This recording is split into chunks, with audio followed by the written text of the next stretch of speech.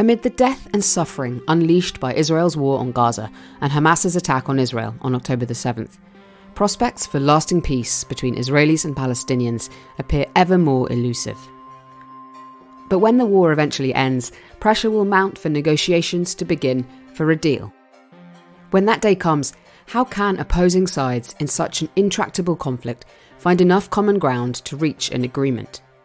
In this episode, we hear about a method called peace polling, tried out successfully in Northern Ireland, that could offer a blueprint for how to reach a deal between Israelis and Palestinians. I'm Gemma Ware, and this is The Conversation Weekly, the world explained by experts.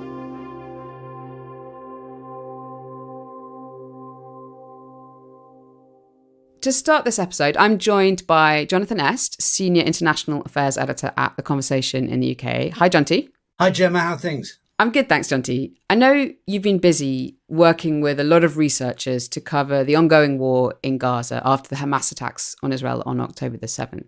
And as part of that, I know you've been thinking about what happens once the war ends.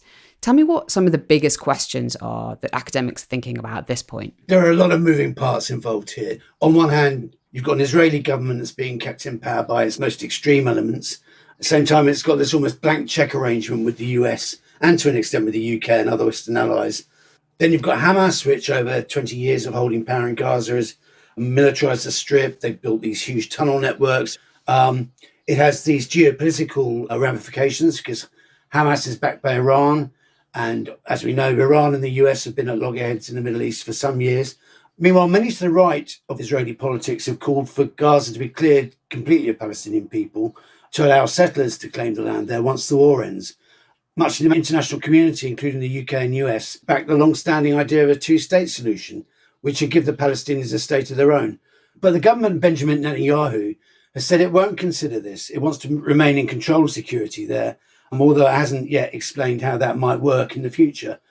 Then there's also the question of how the Palestinian people are represented, whether Hamas will continue to have a role in government at all, which again, Israel says it just won't countenance.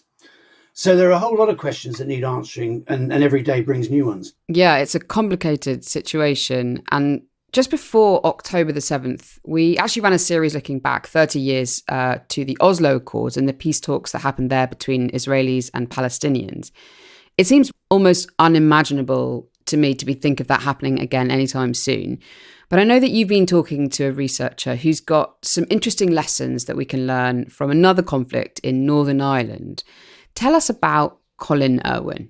Well, I was introduced to Colin by one of my long-standing contributors, Stefan Wolf. He's an expert in global security issues, and he's been a regular contributor to our coverage of Ukraine. Now, Colin had just won an award for his lifetime of contribution to opinion polling.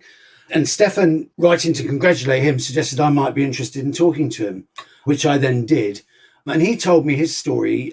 He told me about how in the 1990s, he'd been part of a team working for Bill Clinton's peace envoy to Northern Ireland, George Mitchell, who was a senator. Now, Colin's work with Mitchell played an important role in securing the Good Friday Agreement, and that brought an end to the troubles there. Colin's also tried to bring a similar approach to the conflict in Israel and Palestine, although sadly with much less success. Thanks, Jonty, and also for putting me in touch with Colin. When I asked him how his work in conflict resolution started, he said it began far, far away from Northern Ireland, from Israel or Palestine, up in northern Canada, where he spent time living with the Inuit in the 1970s. This goes back to my adventurous young man thing. Colin set out initially to sail through the Northwest Passage. It didn't work out, so he reached out to National Geographic magazine and suggested crossing the Arctic by dog team. They thought that was a good idea. No one had done it for 50 years. So I learnt all the hunting. I got a dog team, ran a dog team, learnt to live off the land, learnt to live on raw meat. In the process, he was adopted into an Inuit family, learning their language and way of life. The trip was a success, and Colin stayed, going on to work with an organisation called Inuit Taprisit, which was trying to secure a land claim settlement with the Canadian government. He began to observe something remarkable about the way Inuit politics worked that would form the basis for his future work in conflict resolution. I soon discovered that they make decisions by consensus. The point being that if they had warfare and were running around killing each other, there wouldn't be any Inuit, for the simple reason that so many young men die from hunting accidents, they couldn't afford to have war. So in their culture, there's no word for war. You can only say, let us go and murder many people. You cannot be a hero by killing many people. You definitely cannot be a war hero, that's for sure. You could only be a hero by being a good hunter and feeding many people. As a result, the Inuit have lots of mechanisms in place to stop group conflict. And the most important one, in my view, is consensus decision-making. It's a completely different political discourse to what we're used to in the West. So with Greek rhetoric tradition, I might try and persuade you of my point of view, and you might try and persuade me and all the colleagues we're trying to influence of your point of view, and then we'd have a vote. And the person who made the best speech would get the support that you are looking for. But in the Inuit political discourse, it's totally different. The good political contributor to the community is the person who can listen to everybody's point of view and try and find out where the common ground or the consensus might be, and then try and bring everybody to that consensus, because everybody has to agree. And so if you look through the minutes of the book of council meetings in an Inuit village, you see decided by consensus, decided by consensus, decided unanimously, decided unanimously. They might have been talking about the problem for a day or two, but in the end they decided unanimously. And that's how the politics was done.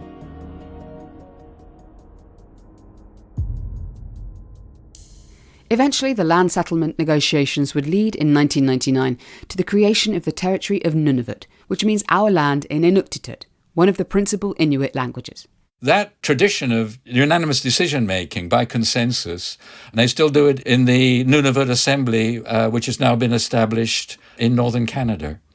And so politically, does it mean that those people who hold extreme positions on the edge, that they have to come to the middle to compromise? Is that what has to happen? Yes. They have to come to the middle. A decision will not be made until everybody is on the same page.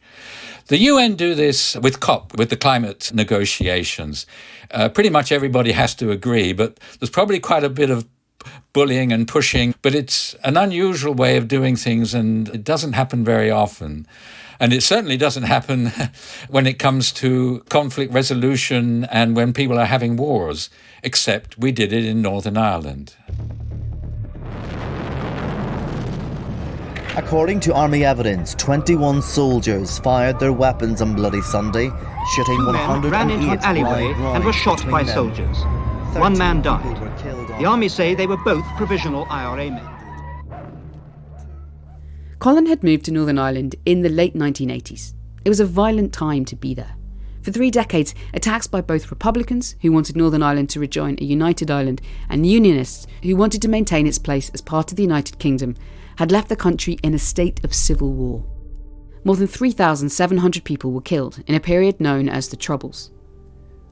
In the 1990s, Northern Ireland was trying to find a path to peace, and its political parties were involved in a series of negotiations trying to get a peace deal. Colin became interested in how the principles of political decision-making that he'd seen used by the Inuit could be put to use. Suddenly we're not dealing with 300 people, but a population of 1.5 million.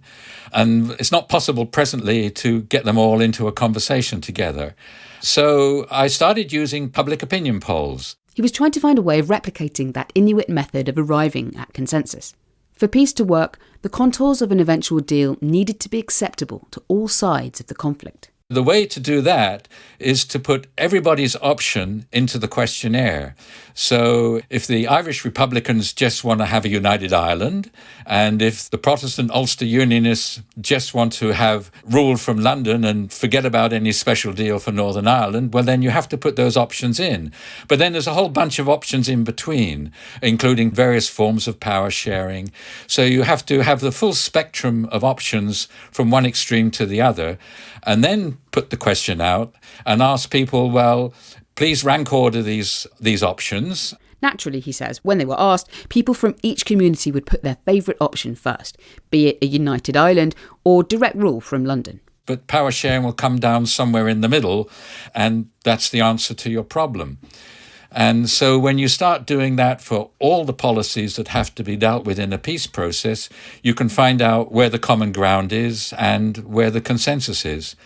What's really interesting there is that the extremist politicians will say, my guys can't possibly agree with this. But then when you run the public opinion polls, you often find their own publics actually think it's quite a good idea because they would really like to get to peace.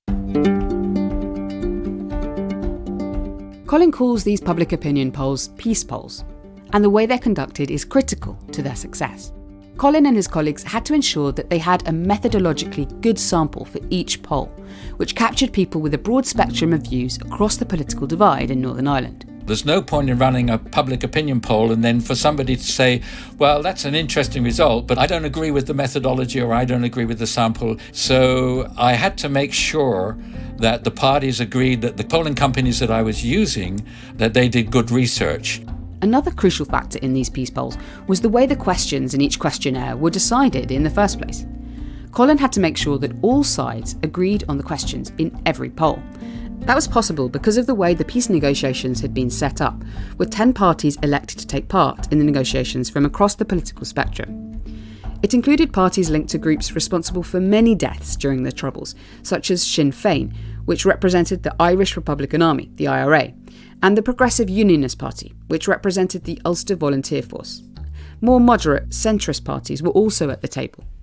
So I had 10 parties to deal with, and then I would go around meeting them one by one, saying, well, what option do you want in? And fascinatingly, generally everybody knew what everybody else's option was. So we would work through the questionnaire, and then I would bounce it around until everybody said, well, this is a fair representation of all our points of view. Let's run it, Colin. Once the results of the opinion polls came back, Colin published them in the Belfast Telegraph. He also gave detailed reports to the 10 parties and to the US Senator George Mitchell, who is the chair of the peace negotiations. And they would take a look at all the results, and generally speaking, they would say, we can see what the deal is here, and they would make an agreement, and then we would move it on to the next issue that had to be dealt in the formal negotiations. It was an iterative process that went alongside the peace negotiations. As sticking points came up, Colin and his colleagues would consult on new questions, put out a poll, and publish the results. The whole process took about 6 months and 5 polls, each with 200 questions in. Until finally, in March 1998, there was a draft of a deal. The final poll that we did just before they signed the deal was, would you accept this deal? We had a précis of the agreement, and we asked people if they would accept it. And within 1 percentage point, we were accurate to what the final referendum was, by which time the parties knew that our polls were very accurate. So the day that I took the reports in and published that the Belfast Agreement, as they had penned it, would pass through a referendum, they then knew that they wouldn't be committing political suicide by signing up to the deal. So that was probably the most important poll that was done. So from what you're saying there, one of the most important contributing factors that the peace polls had to the eventual negotiating was just an understanding, knowledge, transparency for those who have to make decisions on behalf of their people. Absolutely. About what's acceptable. Yeah, absolutely. That's what it does. After 2 years of talks and after a generation of bloodshed and decades of division and acrimony, George Mitchell ushers in what the whole island hopes will be a new era of peace. The deal, known as the Belfast Agreement or the Good Friday Agreement, was agreed on the 10th of April 1998, Good Friday. It set out a framework for power sharing in Northern Ireland. When it was put to a referendum the following month, 71% of the population in Northern Ireland were in favour. Yes, 71.12%. The ensuing 26 years have not been smooth sailing for Northern Ireland. In fact, power sharing was only just reinstated this January after a hiatus of 2 years without a functioning government. But for the most part, the violence is in the past. After Colin's work in Northern Ireland, he hoped he could try and replicate his peace polls in Israel and Palestine, working again with the Democratic Senator George Mitchell, who had led the negotiations in Belfast. But the Democrat Al Gore lost the 2000 US election, and George Bush was elected president. Colin would have to wait until 2008, on the eve of Barack Obama's entry to the White House, before he would be invited to run a peace poll in Israel and Palestine. It was paid for and sponsored by an NGO called One Voice, who were working in both Israel and Palestine. He secured well-regarded pollsters both in Israel and the Palestinian territories. He had good access to Israel's parliament, the Knesset, meeting representatives from across the political spectrum. I met with all different kinds of ministers and politicians. I met with Shimon Peres. I met with Olmert, who was then Prime Minister. The NGO One Voice also had good contacts with Fatah, the political party in charge of the West Bank at that time. But they didn't have good contacts with Hamas, which had taken over control of the Gaza Strip in 2007 after winning elections there. But then another colleague of mine, Hassan Khatib, that time he was director of the Jerusalem Media and Communications Center, and he was an independent member of the Palestinian Authority. He made arrangements for me to meet with Hamas, and it was just like talking to Sinn Féin. I mean, they had an extreme political position, as Sinn Féin did, but these things can change and these things could move, and they were happy to be in the peace polls. The one person who would not meet with Colin was Benjamin Netanyahu, who was then head of the opposition Likud party. Benjamin Netanyahu wouldn't meet me, he just sent his spokesperson. Nevertheless, in early 2009, Colin did go on to conduct a poll in the same way he'd done in Northern Ireland. I brought the results to Washington. I was in Washington in 2009 and I presented the results to various think tanks, to the House of Representatives and to the Senate. And I met with George Mitchell. He had a copy of the results. The State Department had all the results. They knew that the deal could be done. There's no doubt about it. And what did it say, if you could summarise very briefly? Well, Israel and Palestine conflict is the most academically researched conflict in the world, probably after Northern Ireland. So everybody knows what the deal is. What do you mean by everybody knows what the deal is? The deal is the two-state solution. They know what the compromise is. Everybody knows what the compromise is. There's nothing else that's probably going to work. The two-state solution, in which a Palestinian state is created alongside an Israeli state, is still the outcome to the conflict favoured by the international community. The idea was a core part of the Oslo Peace Accords in the 1990s, but despite many attempts to broker negotiations between Israelis and Palestinians since then, very little has been done to make the two-state solution a reality. Colin still believes it's the only way to make a deal. Everybody knows what the deal is. Okay. I find that quite fascinating because I think a lot of people would not agree with that statement. Oh, everybody knows what the deal is. Maybe the people in the negotiating room do, but I think people outside the rest of the world... Yeah, in public, I mean, just over the past several months, the public discourse has got even more polarised. But that doesn't change the deal. That's the thing. Today, Arab states are discussing a plan for a longer-term settlement of the conflict that would put in place irreversible steps for the creation of an internationally recognised Palestinian state. But on February the 18th, the Israeli cabinet passed a motion that rejected any unilateral recognition of a Palestinian state. The cabinet categorically rejected calls for a Palestinian state as a condition for peace. The cabinet declared that a settlement, if it is to be reached, will come about solely through direct negotiations between the parties, without preconditions.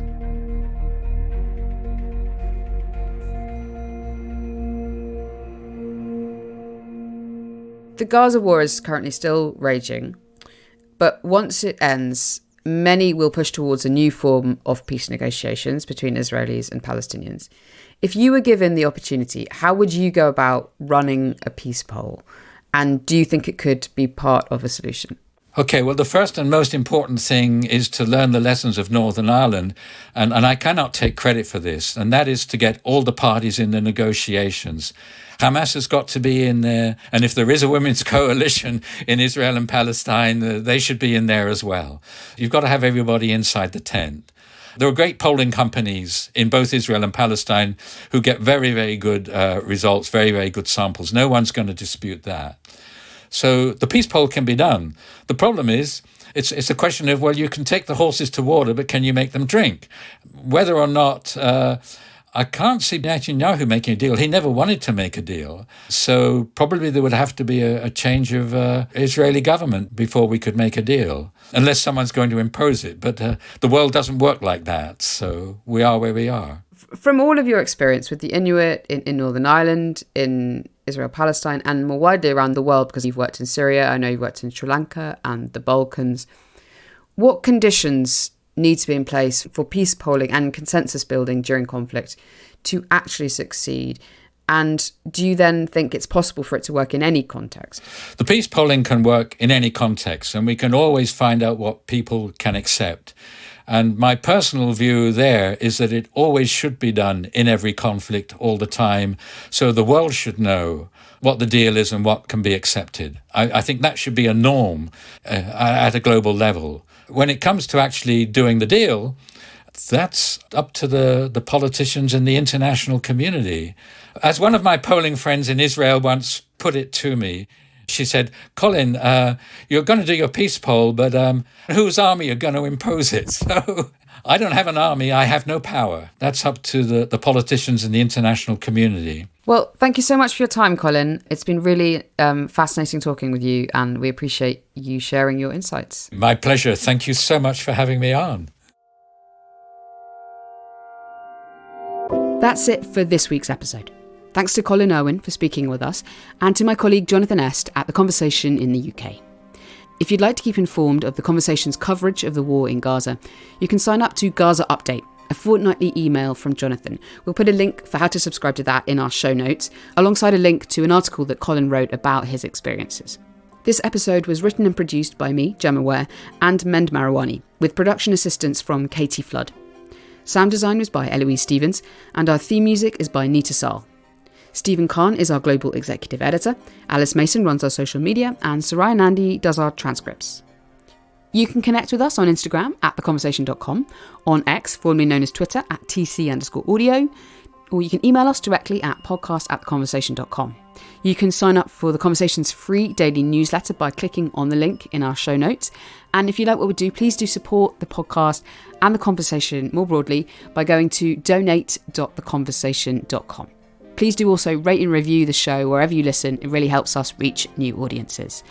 Thank you very much for listening, and we'll be back next week.